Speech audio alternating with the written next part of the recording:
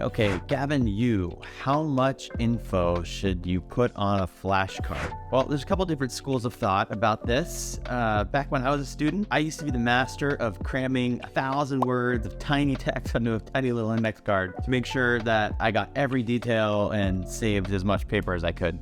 But nowadays, there's a lot of flashcard purists who are like, no, only the smallest piece of information per card so you could study more effectively and spend time on the bite-sized concepts that you don't know as well, which is in fact good for spaced repetition. But I've since come back out the other end. I think the best strategy is actually a combo. You need the small vocab words, but it is really sometimes helpful to have some big picture flashcards that are kind of prompting you, what's everything that you remember about topic X? Because in real life or on the exam, you never know if there's going to be an essay question where you do have to sort of recall everything from scratch. We call it the Feynman technique.